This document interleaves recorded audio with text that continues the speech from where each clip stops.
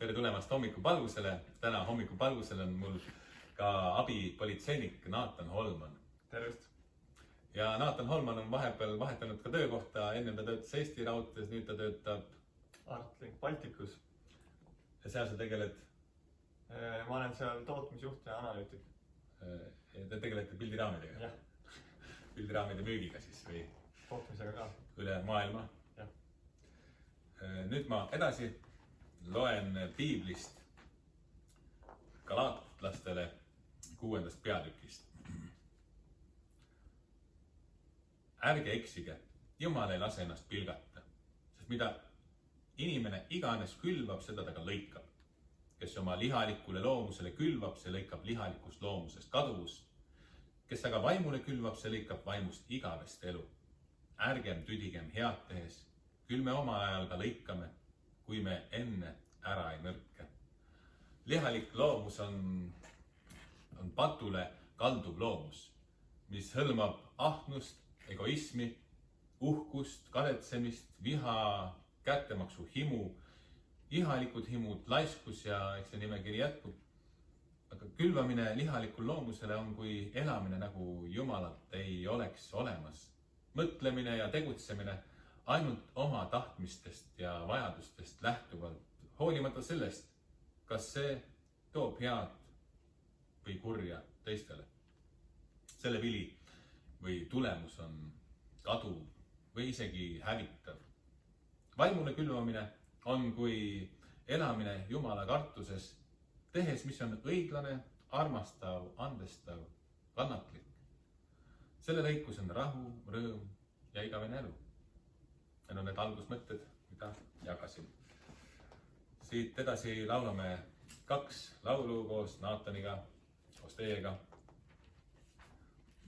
Ja esimeseks lauluks Minu kodu on seal üleval. Saame mõelda siis oma taevasele kodule, kui kord siit lahkume. Minu kodu on seal üleval. Koode vaeva mul seal rõõmumaa. Taevas pühade koolide laul annab tallele kiitust ja au. Üleval, minu kodu on seal üleval.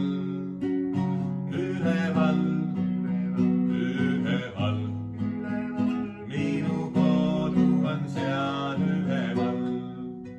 Palju armsaid on mul üleval, keda peagi ma võin leida seal. Siis me jäädavalt elame koos, taevas Jeesuse au järje ees. Üleval, minu kodu on seal üleval. Üleval,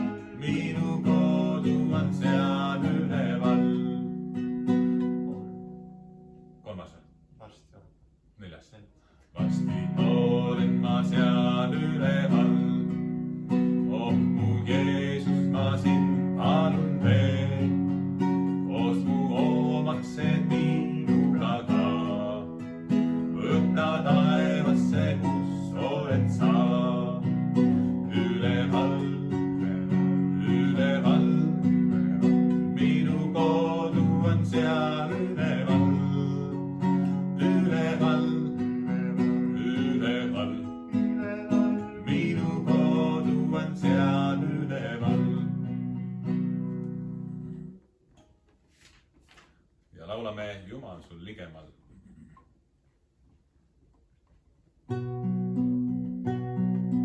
Jumal sul ligemal, ihkab mu vaim.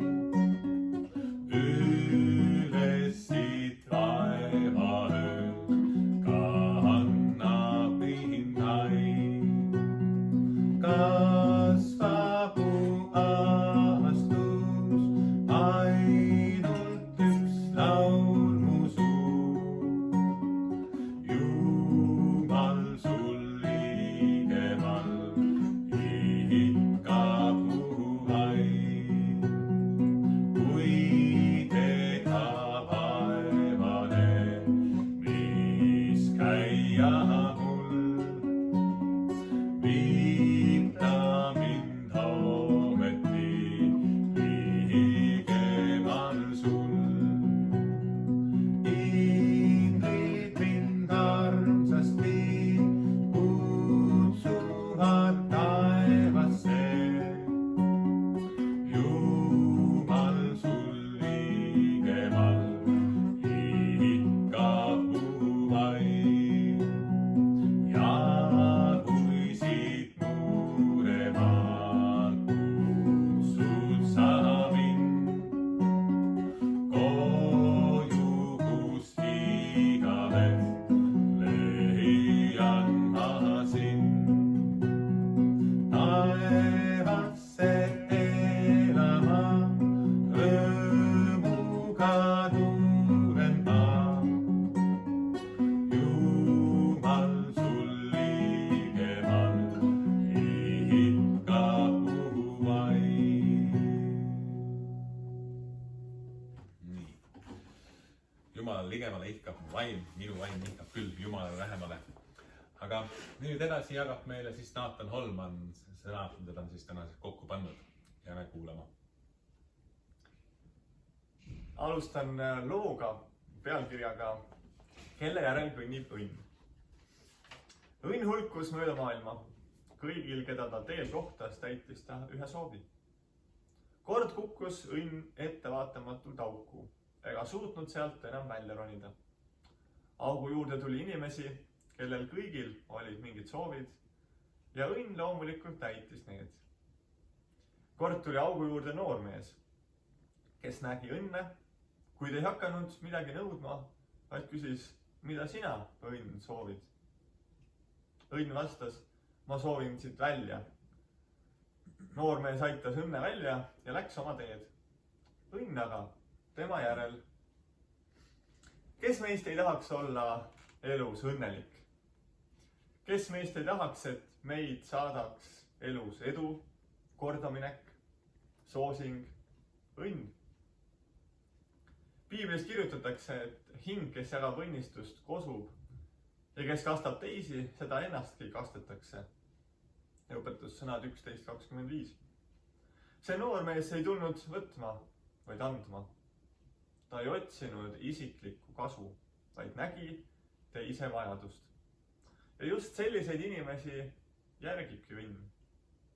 Mitte neid, kes tahavad vaid saada, ise rikastuda, omale vara kokku ajada, vaid neid, kes on valmis andma ja võib-olla loobuma ka millestki hinnalisest, mida läheks ka endal vaja. See pole juhus, vaid vaimne seadus, mida piibel ikka jälle meile meelde tuletab Jeesuse sõnadega. Selle mõõduga, millega teie mõõdate, mõõdetakse teile tagasi. Luuka 6.38. Tõeline õnn ei tule sellest, mida meie endale kogume, vaid sellest, kuidas me teistele elujulgust, lootust ja rõõmu jagame. Noormees ju ei palunud midagi, aga sai kõik. Ta ei püüdnud õnne kinni, kuid õnn valis teda järgida. Miks? Sellepärast, et see noormees ei olnud isekas. Ta ei vaadanud maailma läbi vajaduse, mida mina saan, vaid läbi küsimuse, kuidas ma saan olla kasuks. Jeesus ütles, suurem õnn on anda kui võtta. Apostlite teod 20.35. me elame ajastul, kus isiklik edu on kõrges hinnas. Aga piibli mõtteviis on tihti vastupidine. Just südamelaad, hoolivus, lahkus, tähelepanelikkus on need, mis kutsuvad esile enamat kui hetkeline rahuldus.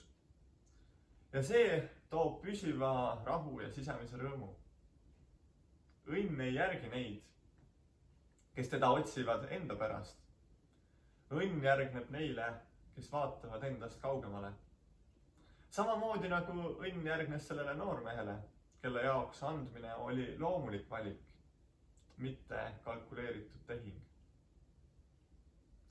Jeesus õpetas, et 2 kõige olulisemat käsku on esiteks armastada Issandat oma Jumalat kogu südame ja kogu hingega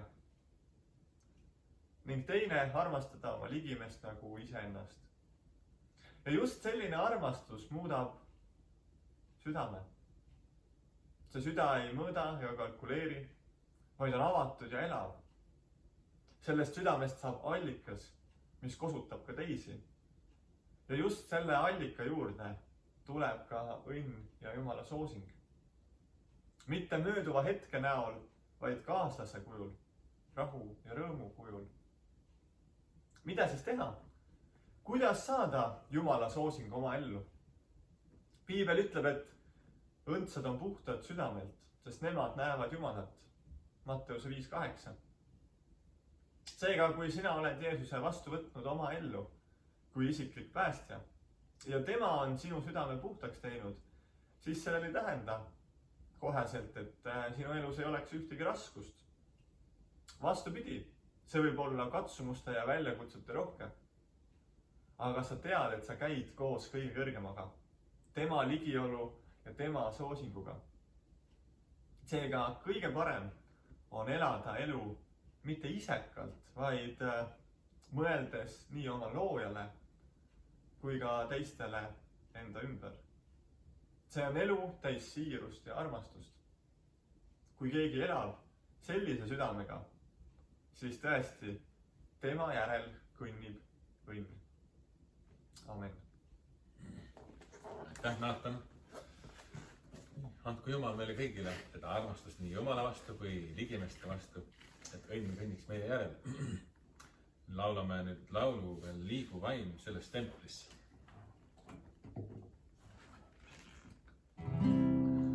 Liigu vaim selles templis, liigu vaim minu elus, liigu vaim mina kutsun, liigu vaim ma olen siin, liigu vaim selles templis, liigu vaim minu elus, liigu vaim mina kutsun, liigu vaim ma olen siin. Liigu vaim selles templis, see tempel võikski olla mina ja sina, meie, see, kus Jumala vaim võiks elada, nii et Jumala tahe võiks meie elus välja tulla ja esineda.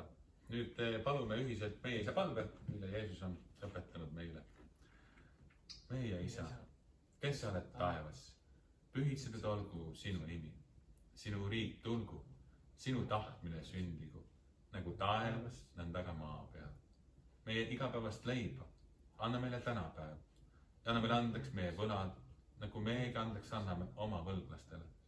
Ja ära saada meid kiusatusse, vaid päästa meid ära kurjast, sest sinu päralt on riik ja vägi ja au igavesti.